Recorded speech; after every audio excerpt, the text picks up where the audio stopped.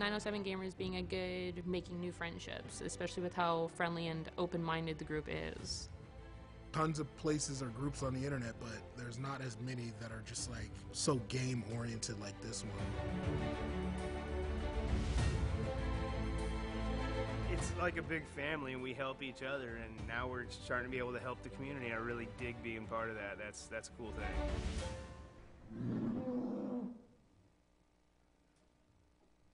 We've got a quick correction here. We're actually here with M8, not lead captain, but he's definitely an awesome streamer that we're happy to have here with us. So we're going to start off with a simple question. Where'd you get your name from? Well, with the difficult last name that I have, which is Medvedev from Russia. I couldn't pronounce that either. It's kind of was always hard for everybody to pronounce it, as you could say. And when I was in the military, every single person messed it up, anywhere from 1-star general to private.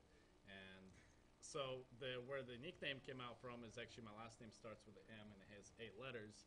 So since it's so difficult to pronounce, they started calling me M8, and I kind of just transferred it over to all the games, and it's been since with me probably about a good 6 years now. Awesome. And what kind of games do you feature on here? I do quite a bit of games, a whole variety of games, especially the new ones, so like H1Z1. It's been pretty hot on the channel. We did always do alpha and beta, so like Heroes of the Storm, I do the Evolve, alpha and beta, and basically a little bit of everything, Nosgoth. But mainly trying to concentrate on Counter-Strike. I used to play professionally, so I kind of trying to get back into Counter-Strike again. Very good. And what got you into streaming specifically? I don't know. I just one day somebody showed me Twitch a couple of years back, and I've been watching quite a few actually friends that played Counter-Strike professionally with that stream on there, and I thought it was a very cool thing to do. It was very entertaining to watch them, and in Alaska, you know how it is, very awful internet and high bills. What are you talking about? Yeah. And so with me scrapping some money together, I decided to get a better internet package and trying that out. And once I got to it, I think the very first game I streamed was Watch Dogs, and I got 20 followers in the first day, and I was pretty hyped up about it. And it was very cool to me, all the new people from Europe and Asia and lots of countries, local guys here in Alaska even jump in the channel and say hi. And it was very cool to just express that feeling, knowing that somebody's watching you. And I cannot see myself going back and playing games without somebody watching it. It's lots of hype. Very good. Do you have any personal goals as far as your streaming goes? Personal goals, really, I'm doing this for fun. I'm not there to make money or to become the next big streamer. Of course, I always do my best to provide the most entertainment for my viewers. Last time we streamed the Extra Life event, I was able to shave some beards for the charity, and it gets crazy on my channel, and that's what people like. And I try to do the best I can for the entertainment. As far as subscribe button or anything like that, I'm sure it'll come with time, but I'm not in a hurry. I'm not in a rush. But I've grown probably about close to 700 followers in the past 2-3 months now. So I've been streaming for 7 months, and I'm almost at 1,400 now. So it's pretty good. That sounds fantastic. Do you have any big plans going forward as far as things that your viewers might be excited about? We've been talking quite a bit on the channel. Everybody wants to get the jerseys that I have, but they're like $40 a pop, so I cannot provide that. And some people have been asking about it. I might start making some merchandise for them. They want to see some shirts that they can get and some stickers they want to be signed. But my main concentration right now is playing lots of Counter-Strike Global Offensive. I swapped over from Source and trying to start playing professionally again for a team. So I've been putting lots and lots of hours into Counter-Strike and trying to put myself out there, start playing on the client, CSEA and CEVO, and trying to get back into a professional world and see if I can travel around again. Awesome. Well, thank you, Alex, for coming out. Thanks for having me, guys. Doing this for us. Clear.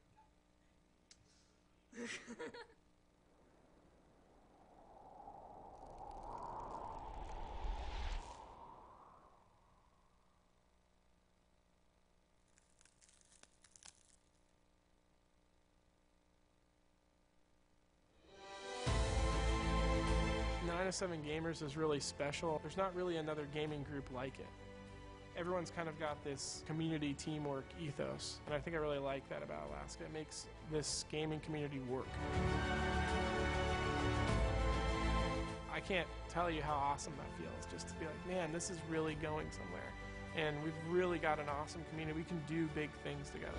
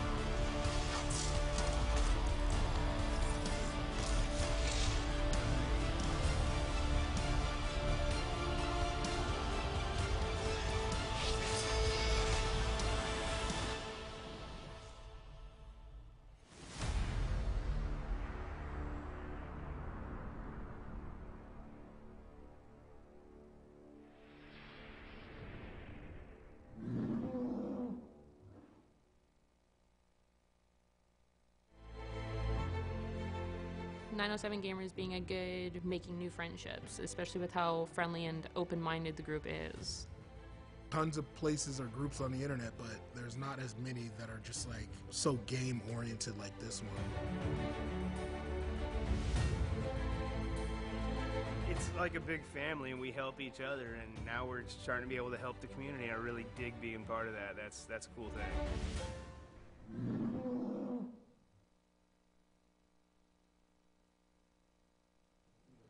All right, and coming back to the stream, it looks like we're going into round 2, AK Northern Shadows against Celerity, because this is a best 2 out of 3 tournament, and then the final match will be the best 3 out of 5. So we're just now getting started into the picks and bans on the team. It's starting out with AK Northern Shadows. And that last game was a nail-biter all the way to the end, so hopefully we can see some even better play here right now.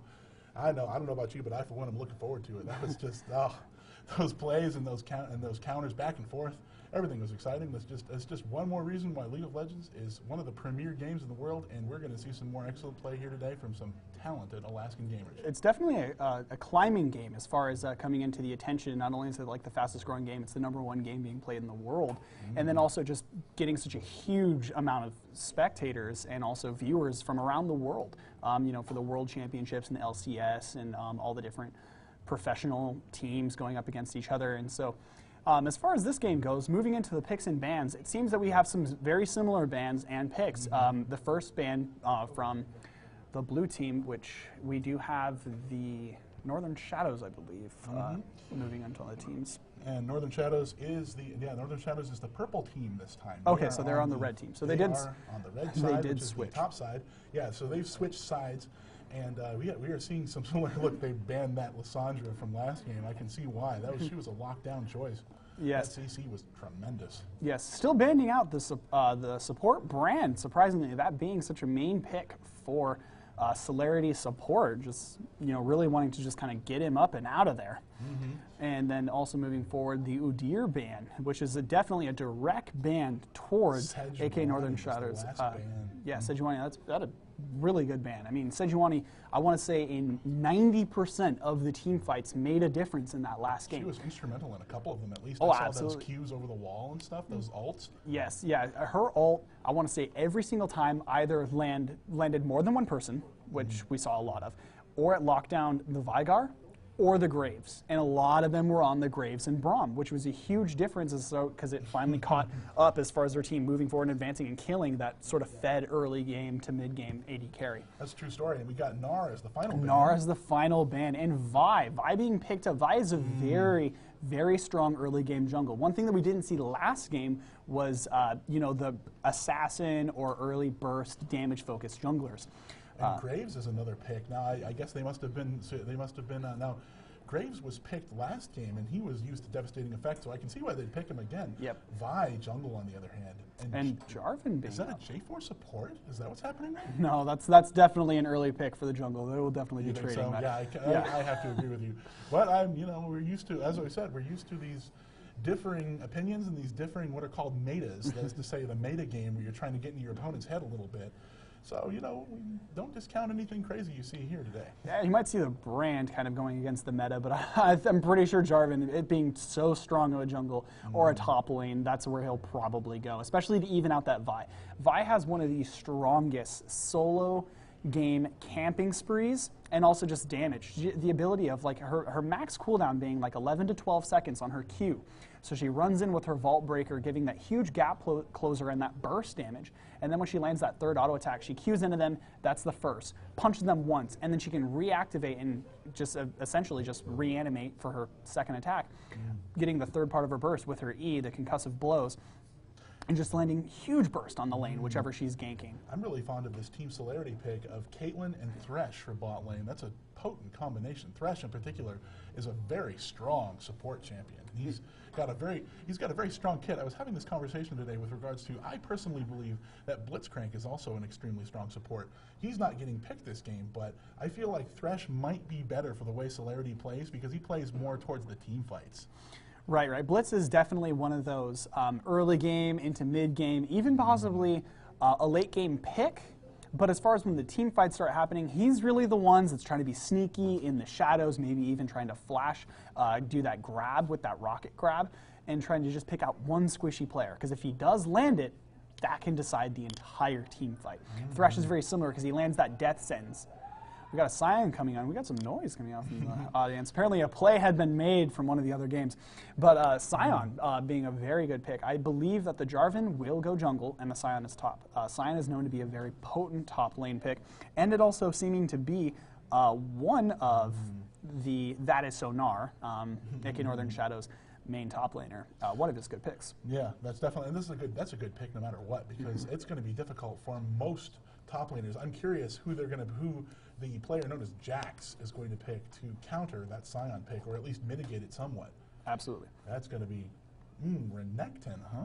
That's an interesting pick. I feel like that could be a series of good fights because Renekton's a strong combatant as well. Right. I want to say the huge difference here that we're looking at as far as the team comp goes is what Celerity is bringing to the table is completely different what they had in the last game. What their focus is and what they're really throwing out into Northern Shadow's face is the pick. They have the pick comp. They have one of the burstiest, one of the fastest roaming mid-game assassins, being LeBlanc. Being sort of picking out, and then with the Vi's ultimate, Assault and Battery, being able to focus down one champion, and if they don't have sort of a Cleanse or a Mikhail's Crucible or like a Morgana's Black Shield, will lock down and knock up that one target. It's all the pick. What Celerity is looking to do on this game is really pick out Northern Shadows. They're going to try to land a hook. They're going to just catch one person out in a ward, and LeBlanc can double distortion to them and just try to blow them out.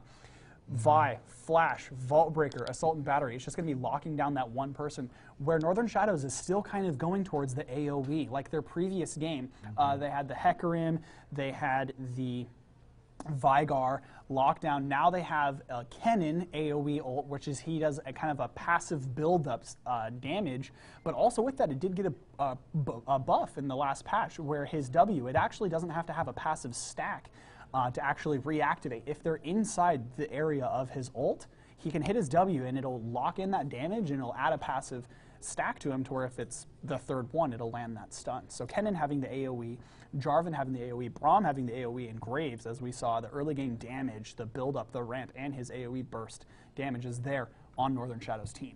You know, I really feel like another thing that I want to mention with regards to Celerity's team comp here. You mentioned that they were kind of a pick champions. Right, right. That is to say that they're trying to catch somebody out and catch them out of position. I really feel like they've dialed in on Northern Shadow's weakness, because that was one of their big weaknesses last game, is that they were out of position a lot. Absolutely.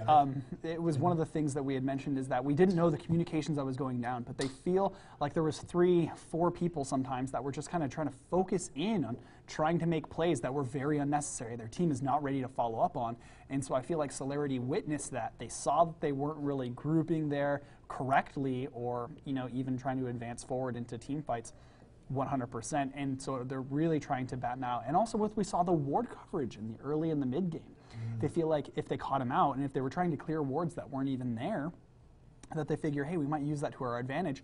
Maybe try to roam around in the jungle, try to make a pick on the enemy jungle. Like we might see that this game with LeBlanc having some level 3 or level 4 roams. Vi just kind of walking into Jarvan's, his Razor Raptors, or whatever they're called, I think basically the rooster chickens in the jungle camp, or even the wolves going in, and Vi might come around the corner, and LeBlanc just kind of being there for the distortion in, maybe a Q, and then her chains to kind of lock down the burst, and even CC the Jarvan, and Vi being there for the burst. It's just one of those things that can happen, and it will make a huge swing into the early and mid game. LeBlanc is one of those champions that does only one thing and one thing very, very well, and that is destroy enemy champions. And if she can catch one of them out, yeah, I mean, let's be honest, her CC ability is kind of limited, because if she's in the process of using her snare, then she's already blowing up an enemy champion. Right. LeBlanc's main focus is, like I said, being one of the fastest roaming blow-up assassins. I mean, they removed Deathfire Grasp from the game, being a huge assassin build type. So that's where you started seeing some champions kind of sort of fall off out of the meta game. But LeBlanc still being so strong out of her early game harass from the bonus damage of her Q. She throws her Q down, which does minuscule magic damage, but then if she lands another spell onto that target, it amplifies it. It does double damage. And, well, double the Q damage, excuse me. And at that point, she's able to move in. Oh, and I'm receiving word from our producers that we are currently at maximum capacity here at AvaLANche. That's exciting. You are not at all lying. This is the premier LAN, that is to say local area network party event that the 907 gamers are putting on. And we are pleased to announce that we have a complete crowd here. We have a full house here, ladies and gentlemen. So. And these are all players, they are viewers, they are gamers. They are here supporting what we all and what they love to do and love to watch, and that is playing video games, competitive games at that. and you know, building on that, they're friends. We are all friends here. We are all a happy community, and we've done a lot of good for our community, and hopefully we'll continue to do so in the future. And this is just yet another show of support from said community. Absolutely. No, it's really great because I know several, you yourself included. You're from Fairbanks. I'm from the Valley, so 4 or 5 hour difference as far as in drive. I'd actually not met before, so some of these people we've met up online and gamed with and chatted with and been in communications with, but we hadn't actually met in person, and now we're actually to match faces to those names, those in-game names, or those personal names that we might know. So it's just really cool to kind of come together in this community and really get to know one each other, get to see one another. And also with this League of Legends tournament, it's fantastic because we're able to see champions rise. This is sponsored by Riot. We have not only RP bonuses, but also skins being rewarded out to the winning team, which is pretty exciting. I mean, that's a pretty good, championship that I'd want to go for. Certainly an incentive to perform your best and to meet each other on the field of battle and to have respect for your teammates and your opponents. This is definitely going to be something. So moving into the loading screen here, we do see that we are loading this up and we are getting ready to spawn. Round 2, Celerity, Northern Shadows.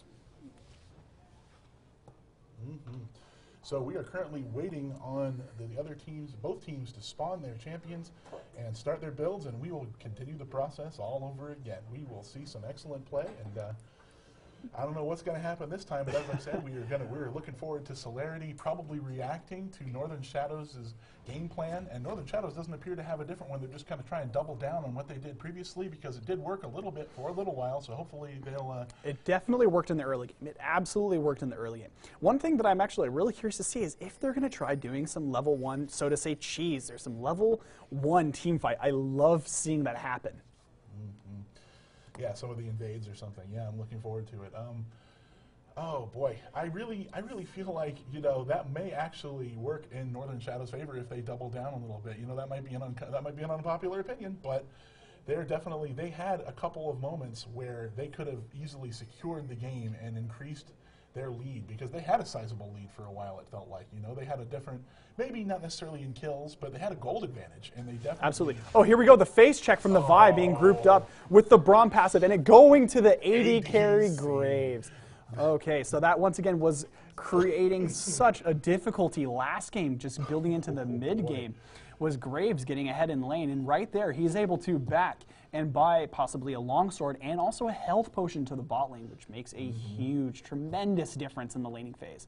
every little bit counts at the beginning of the game, and now we're going to see that Northern Shadows may, in fact, my prediction may prove to be accurate. We may go to a Game 3 in this series, which would be fantastic for everybody watching and for us as well, because we get to see more fantastic league play. Okay, moving back. Other than that first blood going to the Graves, it looks like it's going to be a very typical normal start. No other casualties to either team. Looks like clearing out the first buff. Vi going for the twin golems and Gromp for the Jarvan. All right. Now, I think that Gromp is a good choice on Jarvan. I don't really think some people I've seen people try and do the golems first to get that stun advantage, but I don't really think that's necessarily a better choice for Jarvan to start with. Now, adding to that, just from an experience point of view, I think the huge difference there is runes. If you're thinking about going for an early damage, you have sort of the attack speed reds or maybe like 2 attack speed quints for the jungle. As far as your runes on Jarvan, it's actually really good to start the twin golems, because then you do have that stun percentage going more up. But if he does have more of a tanky build, he has defense or health, quints or anything, he's able to get the Gromp, and so it makes him tankier and it gives more damage when the jungle is attacking him. So it kind of just depends either way he's going. Kennen getting down some good harass on that LeBlanc, which is surprising. LeBlanc did not Q first to actually give the damage, so it was not an even trade. Braum going hard on the level 2 engage. They get the stun off on the Thresh. Thresh being low. Graves just does so much damage. I love watching that. I love watching that Graves capitalize on the Thresh passive there. Right.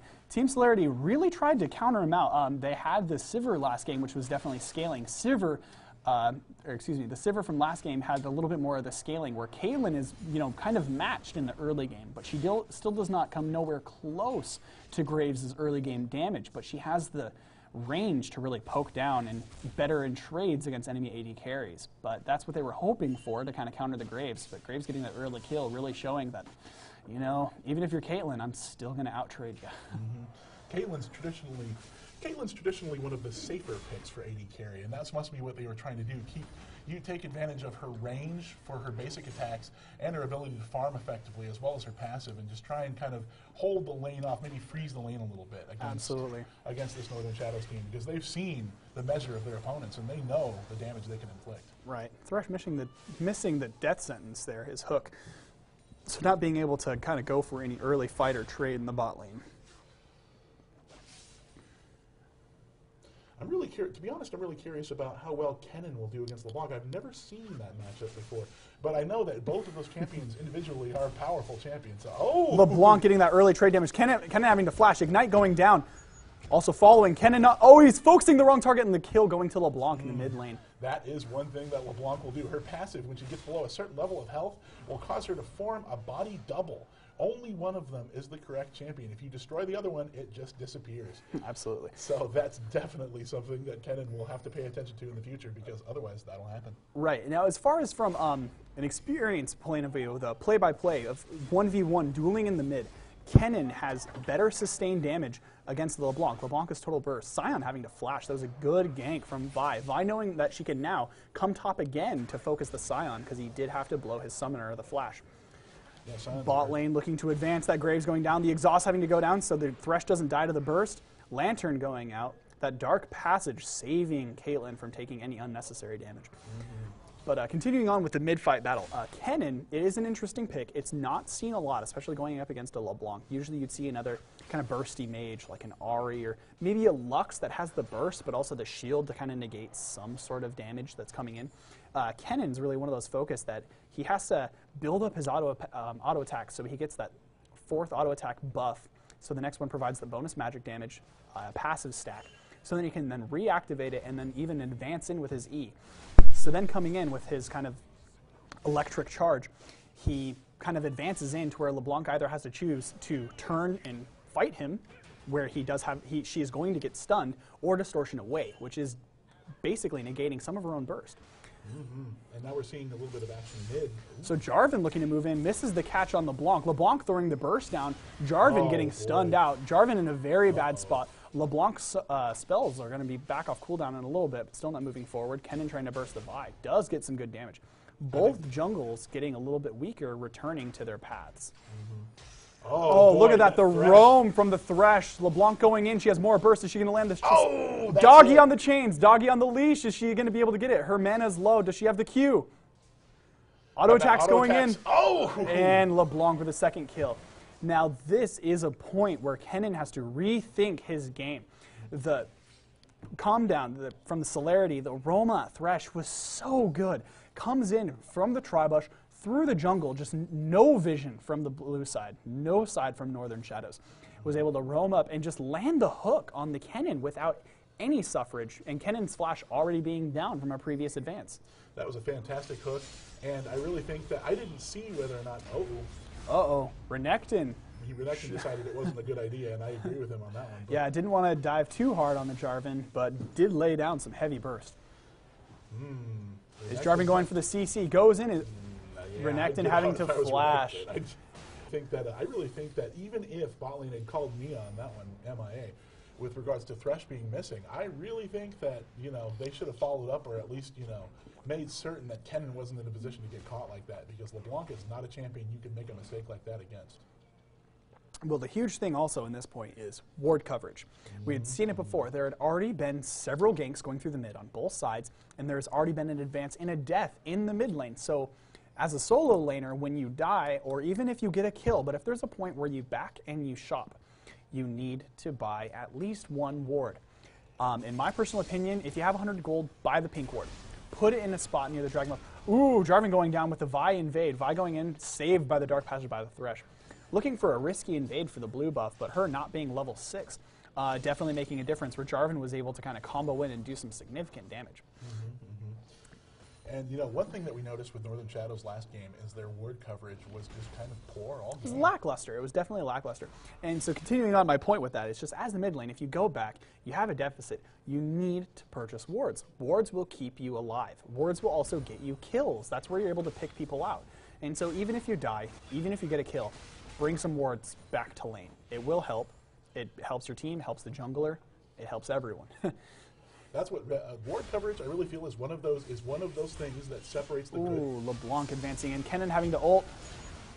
Kennen bringing the damage down. Is he going to be able to live? The Vi going down. See, that's a huge point to the burst and the AoE that Kennen provides. Jarvan trying to chase down that LeBlanc, but LeBlanc having too much burst.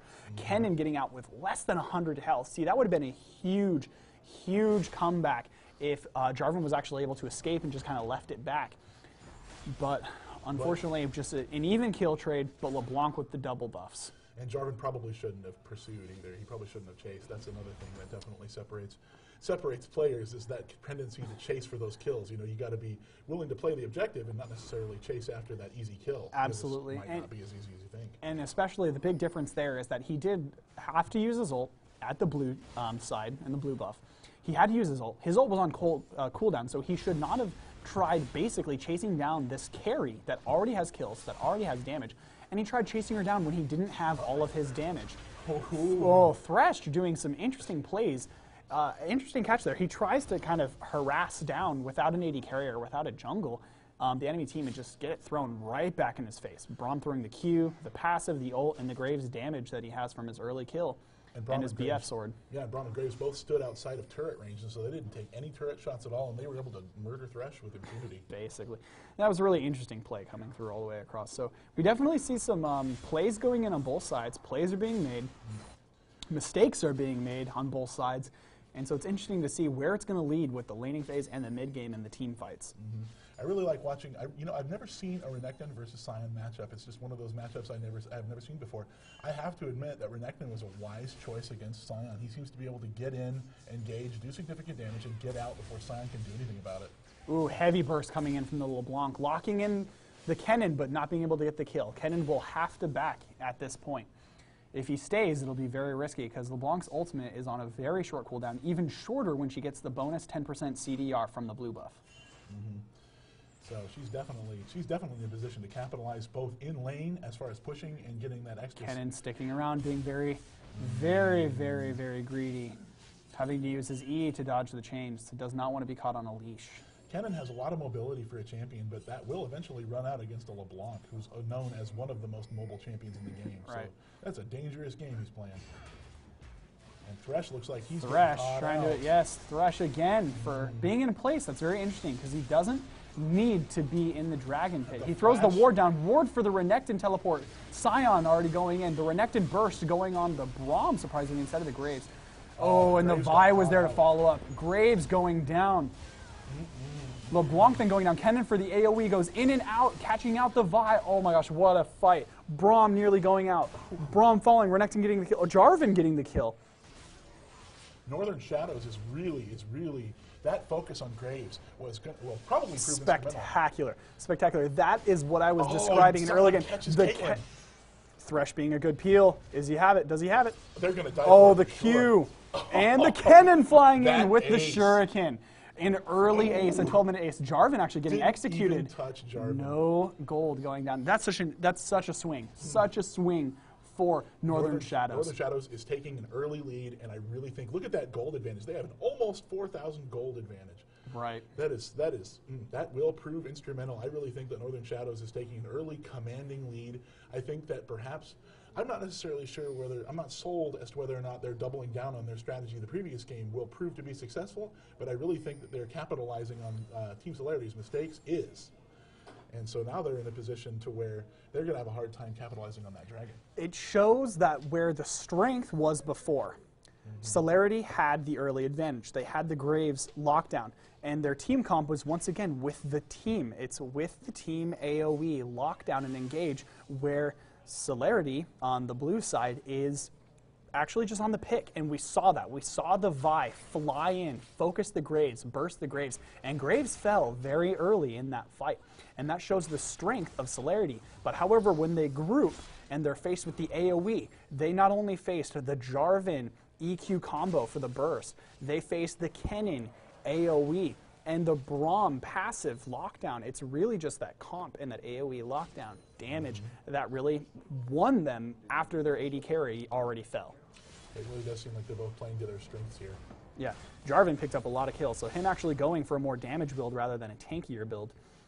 And Renekton, adding on to what you mentioned earlier to the Renekton pick, Renekton is an early burst, kind of sort of a counter pick to most top lanes, to where top laners might scale, which in this case is Sion's specialty. His health stack from his E going up as well as his W kind of giving him that health that scales into the late game, and also just the base damages that he has after his passive. When he dies, he's able to continue attacking. Look at that. Kennen and LeBlanc just straight up man-fighting one another, and Kennen falling down with the assist Hard from to the Vi. paint. He just couldn't overcome that LeBlanc burst. Absolutely. Vi showing up didn't help things. Yes, Vi definitely secured it. It was very close. Kennen Shuriken on a very short cooldown could have gotten an added stun in if needed be, or if possible, but it could have, definitely went either way with that. He definitely focused the right LeBlanc there. Well, it's not like LeBlanc could have gotten away with either of her, her mirror image or herself inside that AoE either. Absolutely. But I do agree on that one that Kennen definitely bit off a little more than he could chew. He didn't know that Vi was there, but even if Vi hadn't been there, I'm not 100% sure he would have been able to take LeBlanc. Right, he was at a 2-kill deficit against the LeBlanc, so there is quite a difference there. And LeBlanc actually rushing Athene's, which is very, interesting. She does have the early MR against him, which makes her the better at trades. Moving in, we see that we have a 3v3 in the bot lane. Jarvan trying to go in, gets denied by the Thresh Flay, and the lockdown once again, the pick by the Vi coming in on the Graves. LeBlanc moving in, LeBlanc with that roam, once again, a fast-moving roam that LeBlanc has just going hard, and they were able to get the pick, and it looks like they might try to roam for the dragon. They're definitely in a position to do so, and because how can Northern Shadows compete against that? They got Celerity has 4 champions down there towards dragon, and we have Kennen mid lane attempting to establish dominance over the Renekton, and we also have some more, we have Braum and J4 here attempting to do some damage and secure, just not let Celerity have Dragon unopposed, but at the same time, what are they going to do about it? And here Right. it looks like Celerity is getting that first drag. Right, yeah. With that early pick and the AD carry and the constant damage, it looks like they were able to get, you know, what they eventually wanted. They got the kill. They got the kill and shut down the AD carry. And his progression as far as like the scaling Graves, he got the early kill with the first blood. But after that, it all ceased. That's it. That's all Graves has really got. He's got a farm advantage on the Kaelin, quite a substantial one. But as a team, I mean, he's getting focused, and that's where the strength of Celerity is coming in, is just the pick potential. The Vi just coming in and ulting. LeBlanc's burst being very strong. You know, recently LeBlanc, well, one of LeBlanc's most challenging aspects to her game was her silence that she had along with her distortion. Right. And it was removed recently, but as it's proven, she's still a champion that you do not want to face unless you are, you know, significantly fed. If she has any kills to her, you can just, you know, you don't go in there without another person behind you because she will break you. Very much so. And one of the things, you know, one of the things you were mentioning about Graves is kind of being ineffectual. The most telling way you can see that is the AD carry has so many assists. Well, he's definitely there. He has the damage. He's doing what he can, but he's just being picked off. It's just that. It's the pick comp. They're coming in, whether it be a death sentence, whether it be an assault and battery, whether it be LeBlanc coming in or just flying in. It's just creating too much of an issue for the Graves to really do anything. If his flash is down, all he has is a quick draw. If his quick draw is down and his flash is down, then he's got nothing. He's going to be taken away. Okay, and we got some play here mid lane.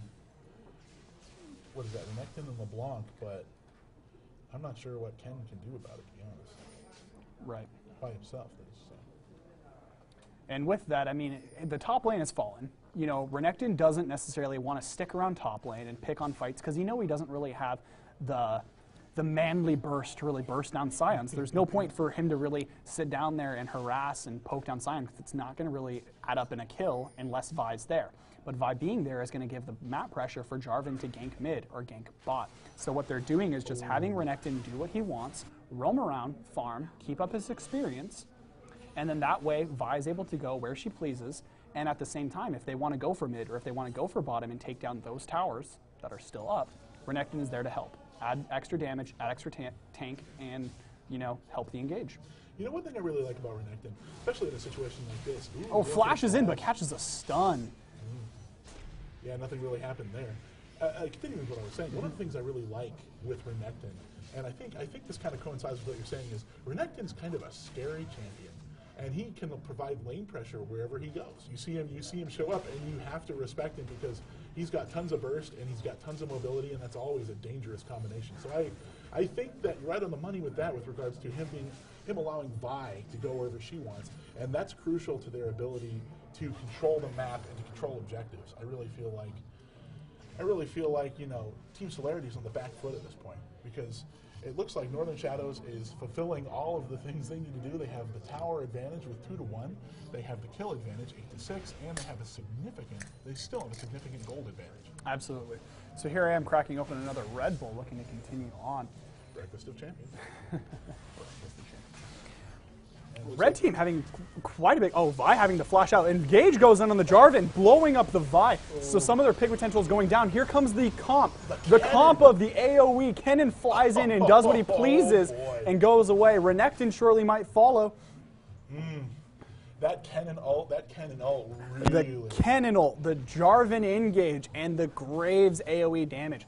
That was, once again, Northern Shadows' statement. They had it in the first game. Granted, it didn't get them the win, but they know that that might be their strength, is just the AoE comp, whether it be having 2 tanks, 1 tank engage, but AoE damage is what they do.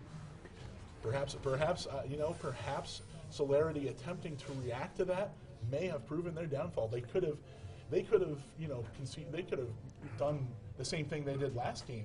But the fact that they tried to switch up their comp and switch up their strategy, whereas Northern Shadows is going for that same, as you said, that AoE comp, that ability to do tons of damage simultaneously to multiple champions, that may not be something that Celerity can overcome. Well, with that, Northern Shadows, but with Celerity coming in, what the big difference was Vi being way out of place. She tried coming around from the shadows, and she was thinking, oh, I'm going to engage on this and make the pick, create the pick for my team. It was at the wrong time. Red side's minions were advancing on that tower at that time, so when she was there, her team was behind the tower, and she was coming up at around the lane. And so she had to flash over. Her flash was down, her Q was down, and Jarvan just completely went ham on her, hard as a mother effer, and just collapsed on her. And she instantly blew up. No abilities were able to go down. Her ult was not able to go down. And so their pick potential just went out the window. Surprisingly enough, her not advancing there, having the Thresh and the LeBlanc follow-up, they could have easily bursted Kennen. Even with them not really knowing where the rest of the team was, they could have easily gotten away and locked down. Right. So that being a little bit more of an interesting play. Well, just there's nothing wrong with the cautious play necessarily. Nothing wrong, just interesting as far as the mindset. I mean, if you're going to have the team and that's your team comp, you might as well roll with it. Man, I really enjoy watching this LeBlanc work because that mobility, that's her signature move. Go in, do a bunch of damage to Kennen, get out before Braum can hit you. Absolutely. So now it looks like the Dragon is live. Dragon comes down, sharing his roar, and it looks like the red team is looking to advance and get their first Dragon, because blue team did pick up the first one. Northern Shadows is going to attempt to do this, but that doesn't mean Celerity is going to take it lying down. They're going to attempt to contest. And now we're going to see Vi charging the Vault Breaker going in, and Sion actually getting the last hit. Vi missing the smite. Kennen having the Zhonya's as AoE down, got the Vi. Renekton quick to follow. Renek goes down to the Sion Q, which is also locking down the Caitlyn. Caitlyn then falling. But LeBlanc might be able to LeBlanc misses her burst. She misses the damage on the Graves, and Jarvan just being able to pick up and a second ace. Northern Shadows picks up that ace, and they further increase their lead. 8,000 gold, 9 kills. This is looking like it is going to prove to be Northern Shadows is making their statement, saying, "Hey, our first game, we were not there as a team in our communication. We were not there in the full engage, and now they are. They are locking in. They are making the full decision. All 5 players are there and ready to react, and it is making a huge difference this game for them. Their communication has definitely improved, and I feel like that. What is it? It's 23 minutes, 28 seconds, and we've seen second-tier turrets go down on the Celerity side. That's definitely a significant disadvantage to Celerity, and I'm curious to see what they do next. I think that they might catch them out. If they catch Celerity out in another team fight, they might go for Baron and finish it. Baron or Inhib is definitely next to go. Off the next ace, that will happen. If Northern Shadows picks it up, then they go for the Baron or Inhib, and if Celerity is able to pick ahead and get the hook goes out. Here comes the pick. LeBlanc missing the chain. She did not distortion in. Very surprising. Once again, having the ability to make the pick for the second time. At first we had the Vi, there was the Thresh. LeBlanc being a little bit weary of going for the all-in. She has the damage, she has the mobility, and that was definitely a free kill. But in return, they do get 2 turrets. Jarvan going hard, deciding to flash out because the Sion was not prepared. Now it looks like they're coming with that ferocious counterattack. Northern Shadows attempting to capitalize on their gold and farm advantage. Right, things are trying to get a little bit, evened up in the gold. They got 2 turrets, which is nice. It's 300 gold for each player, 1,200 for the team. Moving forward, or excuse me, 15, 1,500. Math is hard, kids. Stay in school. The system works, but only if you buy in.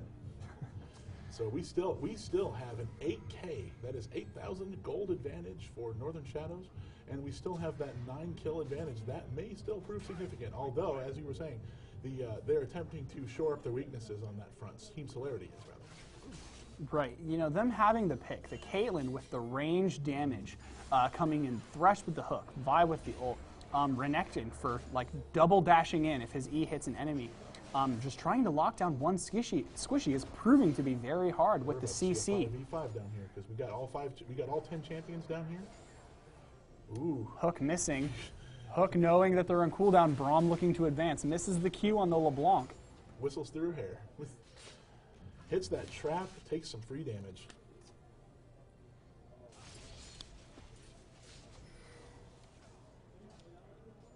And we still have all 5 champions, but it looks like Oh, Renekton, that's very interesting that he's going to waste his cooldowns on the Scion. Vi finding the Kennen, though. Kennen having to flash in. Zhonya's in, blowing up 3 members almost instantly, falling only Vi and the Renekton left to fight.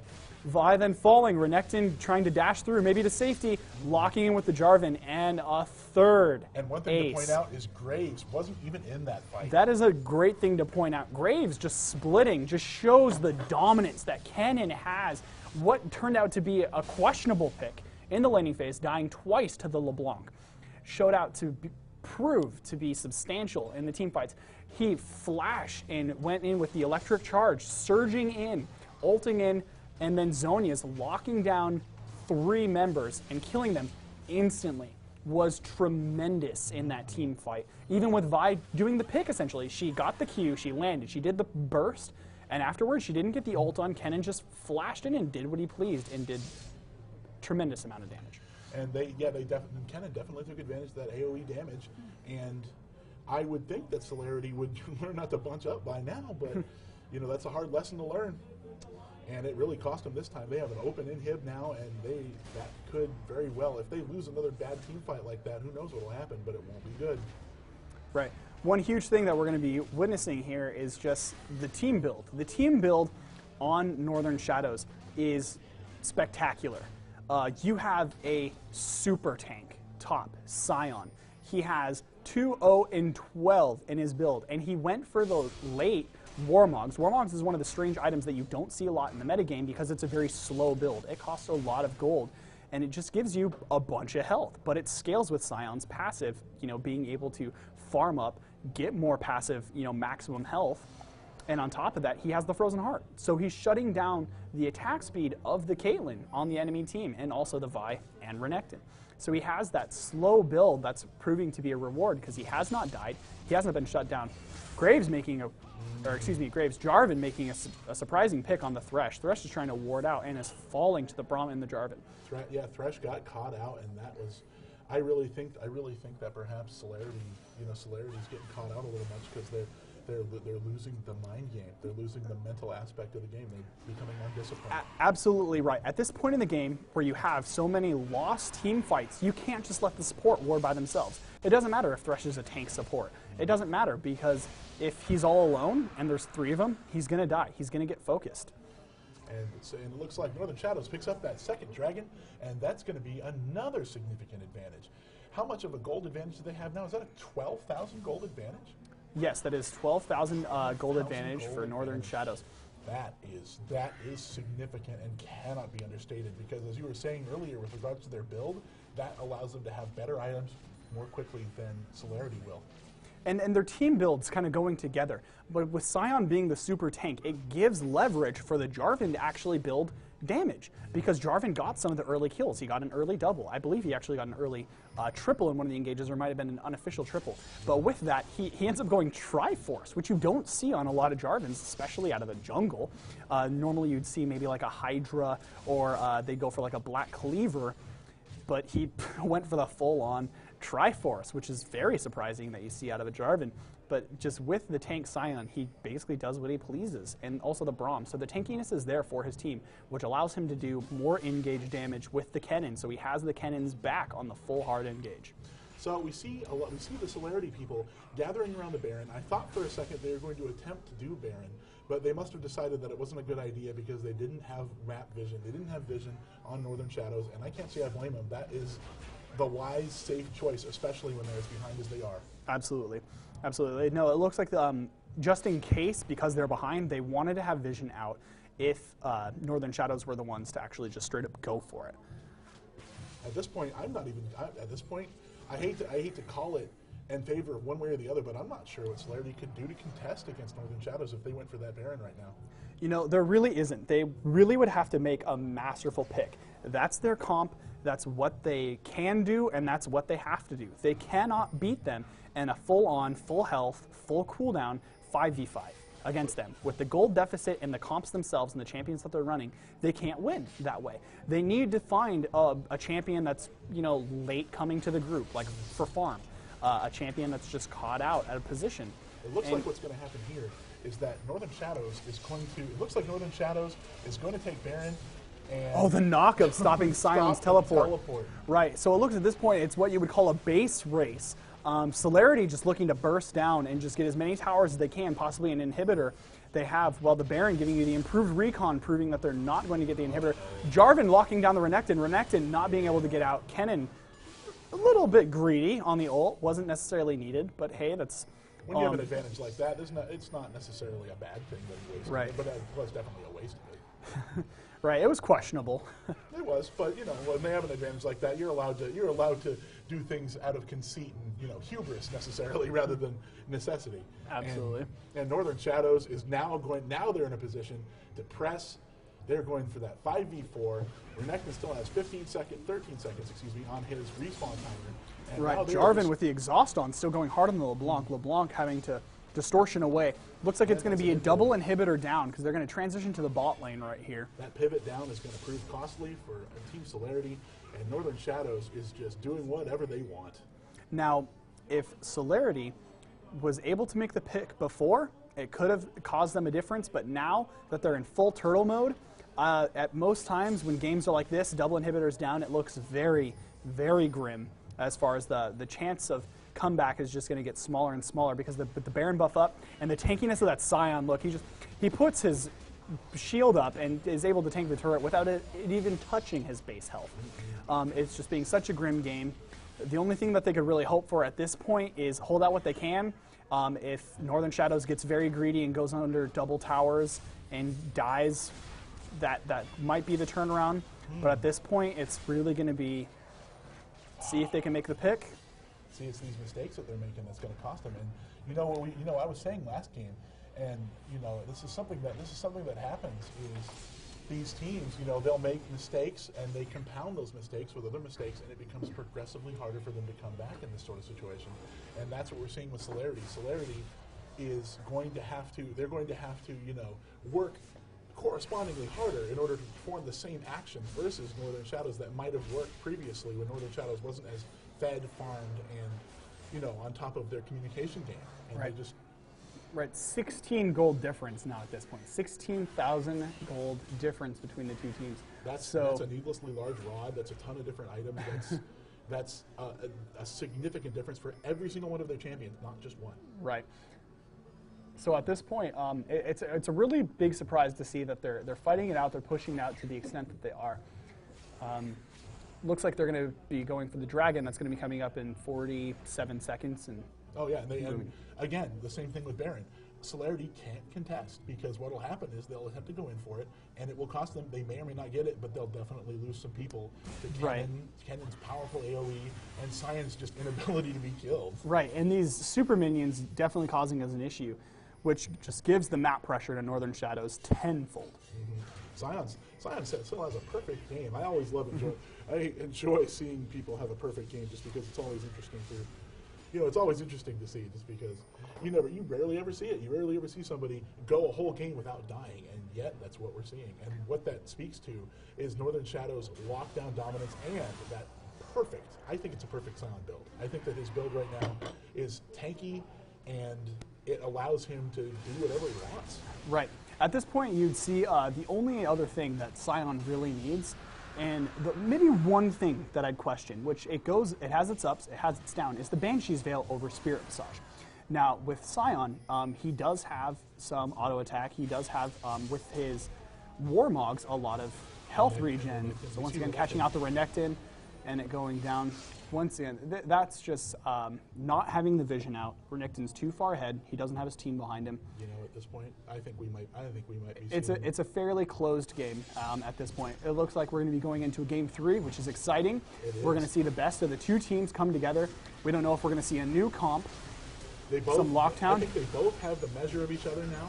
I think that we're seeing great play from both sides, and I think Northern Shadows was kind of treating that first game as sort of a warm-up game because they're definitely coming back in spectacular fashion. Absolutely. Yeah, Graves with a double kill after getting the tower.